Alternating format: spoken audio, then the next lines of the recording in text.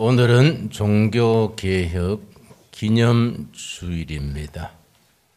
502주년 기념입니다. 1517년 10월 31일에 마르틴 루터가 자기가 속한 수도원 게시판에 교회는 이러면 안 된다, 이런 건 고쳐야 된다, 개혁해야 한다, 95가지를 낱낱이 적어서 그걸 붙였습니다. 거기서 마침 그 직전에 구텐베르그가 인쇄술을 발명했기 때문에 마르틴 루터의 95개조 교회 개혁을 주장 제시하는 95개 조항을 구텐베르그의 인쇄기에 인쇄해서 유럽 전역에 뿌림으로써 개혁의 불길이 올랐습니다. 마르틴 루터가 그런 개혁의 인물이 된 그 생장사가 중요합니다. 마르틴 루터는 부잣집 상인의 아들로 태어났습니다.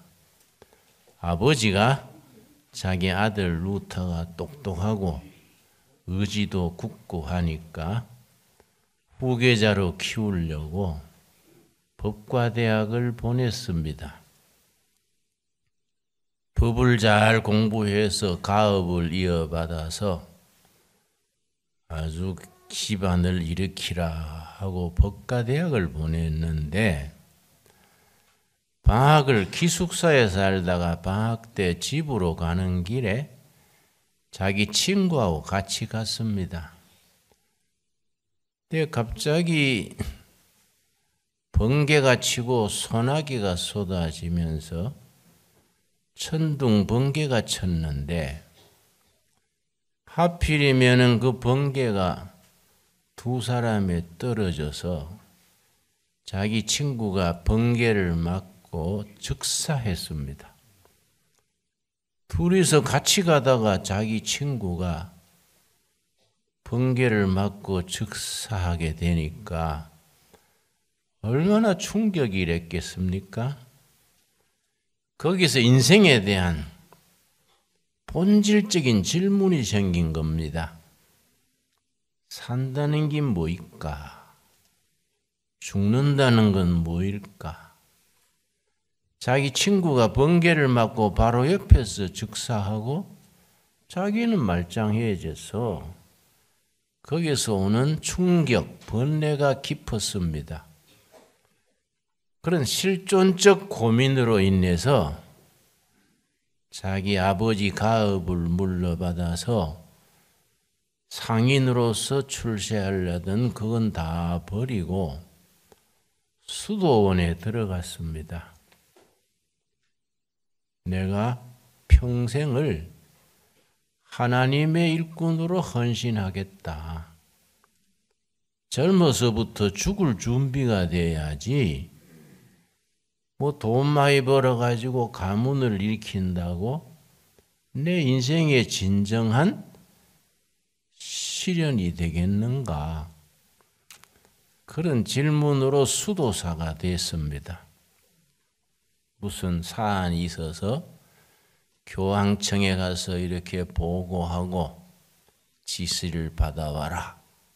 그런 식으로 이제 교황청에 보냈는데, 자기는 뭐 젊은 나이에 그리던 교황청 방문하게 되니까 아주 영광을 느끼고 흥분했지요.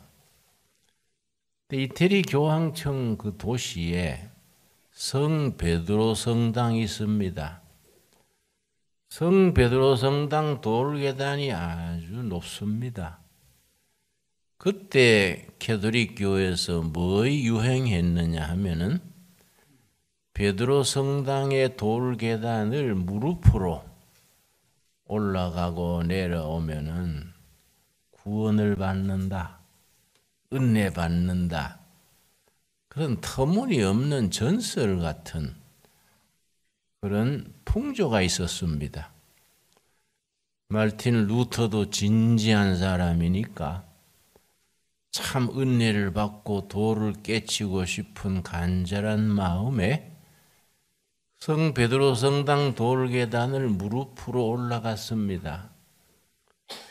그 돌계단을 무릎으로 올라가니 얼마 안 가면 무릎이 피가 터지고 살이 떨어져 나가고 나중에 뼈만 보일 정도로 그런 고행들을 하는 겁니다. 많은 사람들이 그렇게 그 성 베드로 성당 돌계단에 무릎으로 오르는 고행을 쌓는데 청년 마르틴 루터가 자기도 그렇게 하다가 중간쯤 올라가서 딱 이문이 생겼습니다. 이게 아닐 텐데 돌계단을 무릎으로 오르내려간다고 그걸로 구원을 받겠는가? 하나님이 정말 이런 걸 좋아하실까?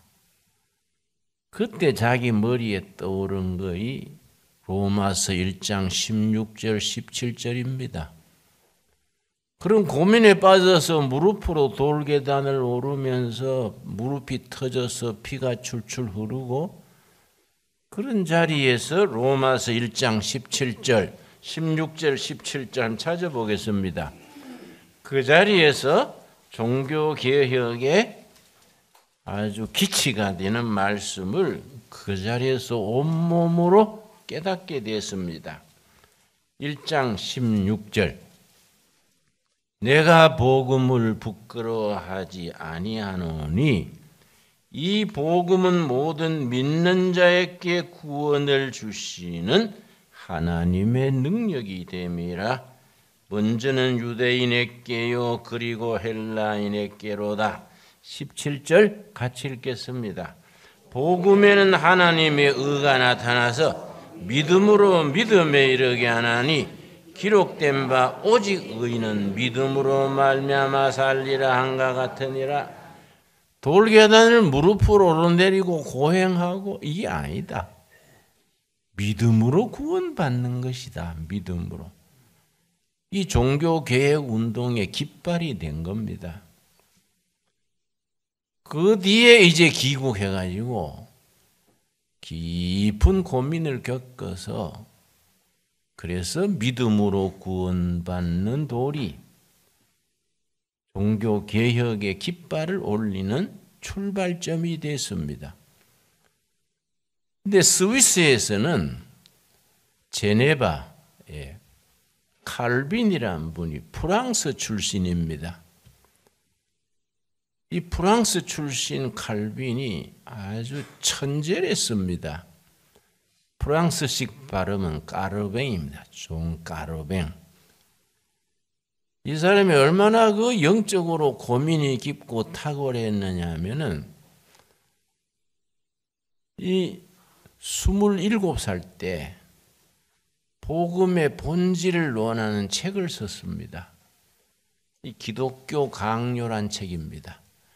까르뱅, 칼빈이 27살 때 쓴 책입니다.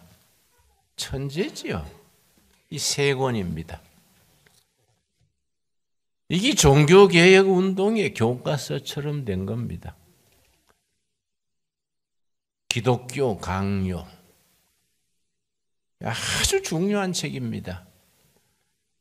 우리 한글로 잘 번역이 되어 있으니까 우리 성도님들의 가정에는 꼭 한 질씩 있어야 됩니다.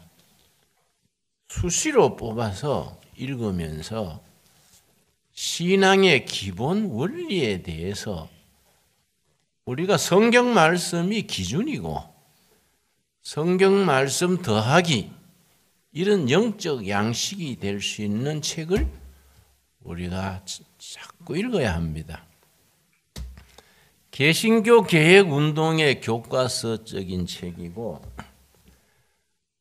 종교 개혁 운동 이전에 중세 교회의 영성 교과서가 될 수 있는 책은 수도원의 수도사들 훈련시키는 교재로 사용했던 토마스 아켐피스라는 분의 쓴 책이 있습니다. 그리스도를 본받아.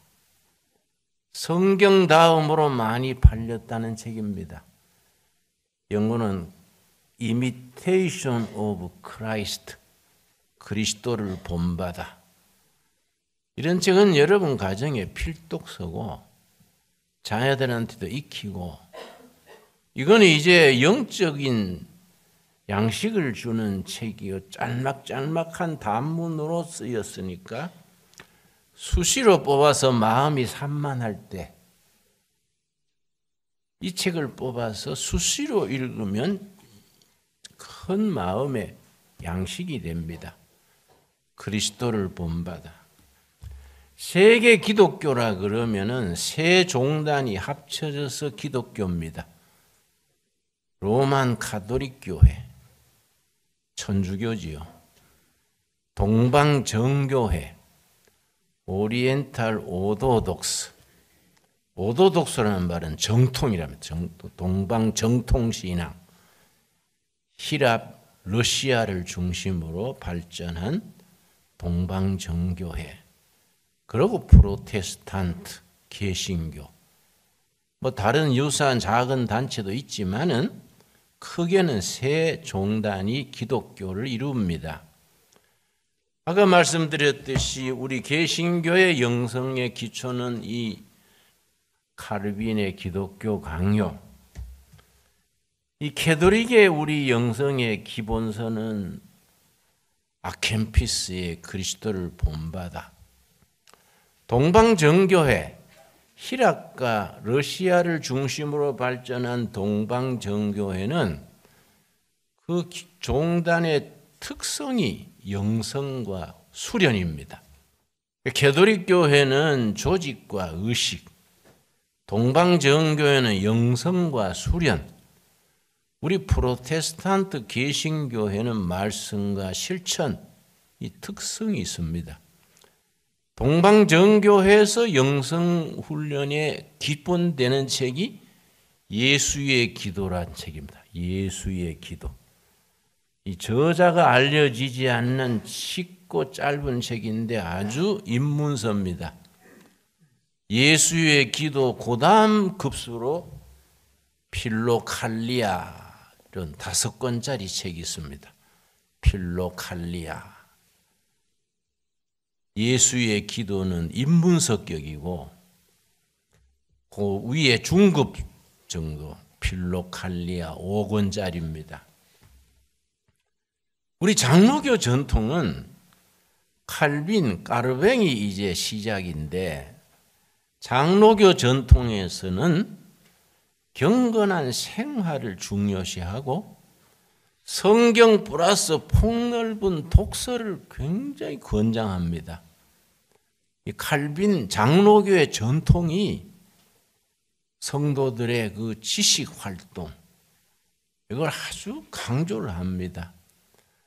그래서 장로교회가 들어가는 곳에는 크게 2가지 열매가 맺어집니다. 민주주의가 장로교에서 이루어집니다. 민주주의의 기본이 장로교입니다. 예를 들어서 미국 건국할 때에 장로교 장로들이 중심이 됐는데 미국 헌법 만들 때 고민을 많이 했습니다. 우리가 미 합중국을 건설하면서 합중국 헌법을 어떻게 만들어야 될까? 그래서 미국 헌법의 기본 원형은 장로교 교회 정치입니다. 쉽게 이해하자면 미국이 상원, 하원이 있습니다. 상원은 교회에서 당회입니다. 하원은 재직회입니다. 대통령 거부권이라는 게 있습니다.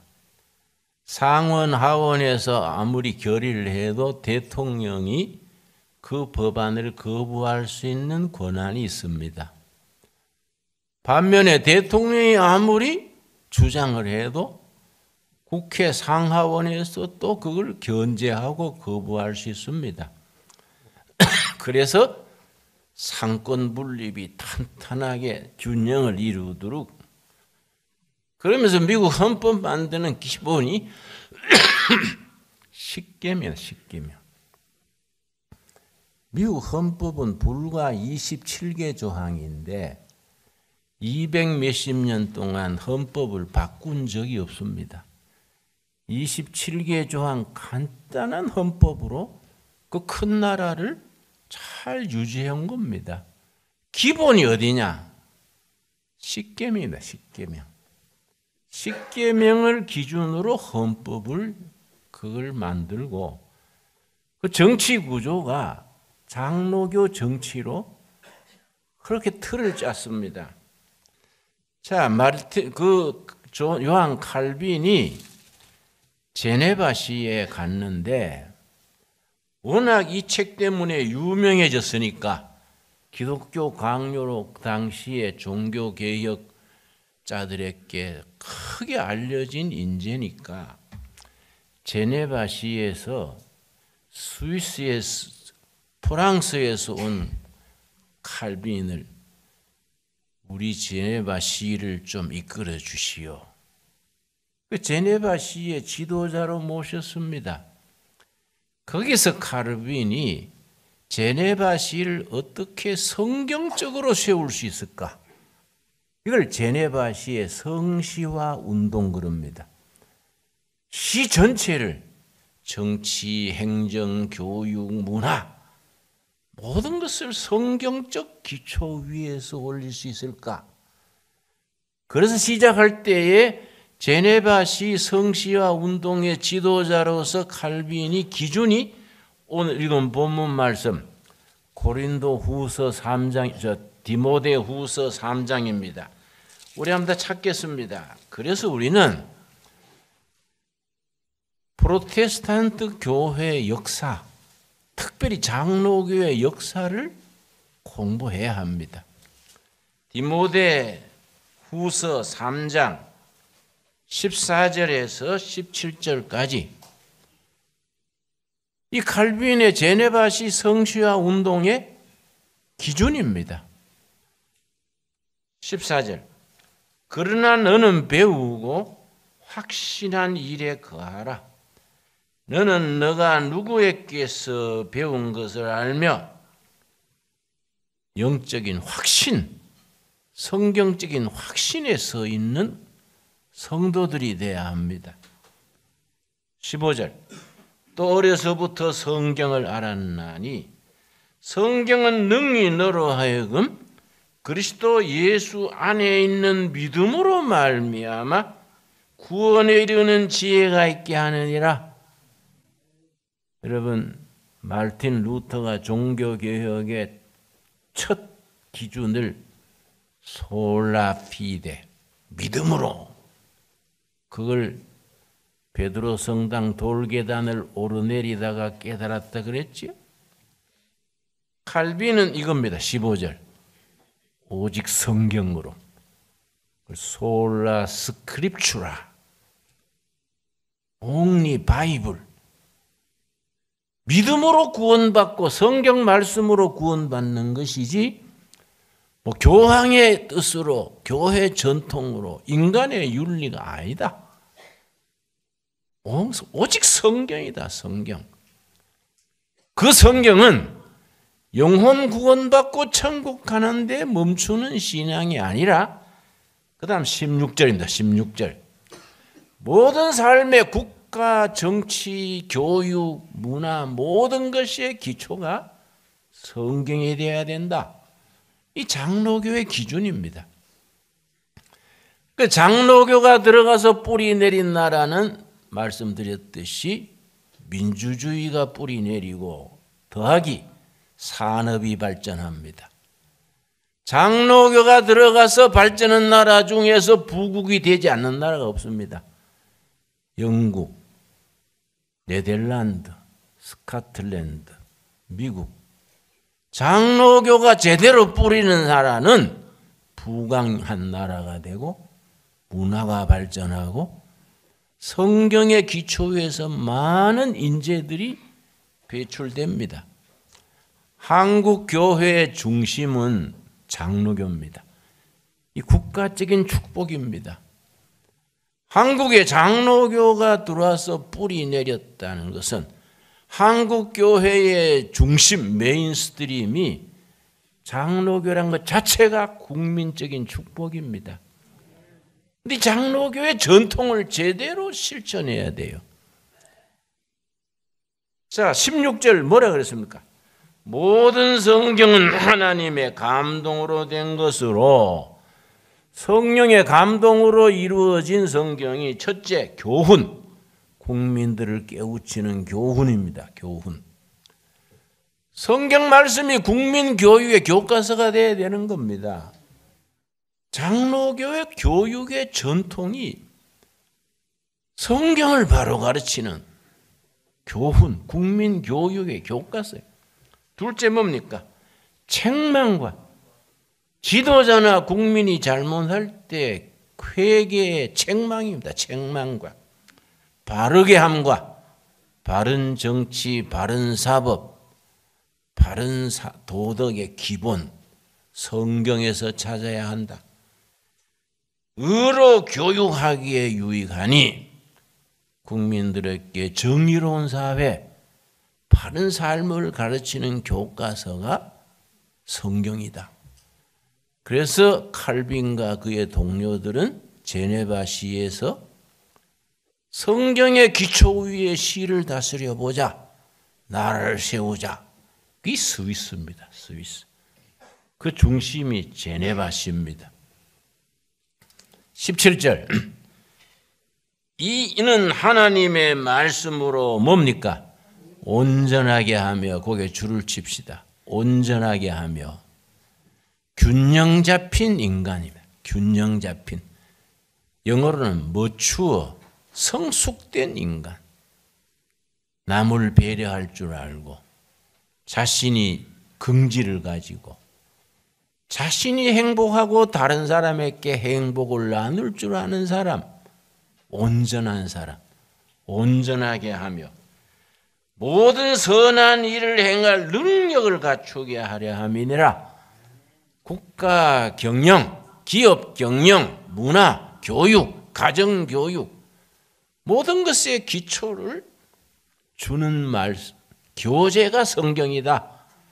아멘 하시지요? 이게 우리 장로교의 자랑스러운 전통입니다. 장로교 교인들은 칼빈 때로부터 세 가지를 기본합니다. 세 가지. 첫째, 바른 가정 세우기. 첫째입니다. 둘째, 바른 교회 세우기. 셋째, 바른 국가 세우기. 이 장로교의 기본입니다. 첫째 뭐라 그랬습니까? 바른 가정. 그래서 장로교의 전통에는 가정 예배가 중심이고 가정 예배는 항상 호주가 인도합니다. 호주가 식탁에 앉아서 가정 예배 인도하고 가족들이 돌아가면서 기도하고 성경 말씀을 가지고 가정의 질서를 잡습니다. 바른 가정 세우기.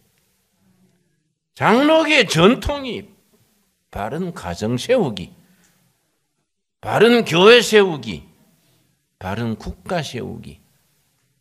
우리가 그런 사명을 가져야 된다. 우리는 교회 안에서 예수 잘 믿다 천당 가자. 그건 성경적이 아닙니다.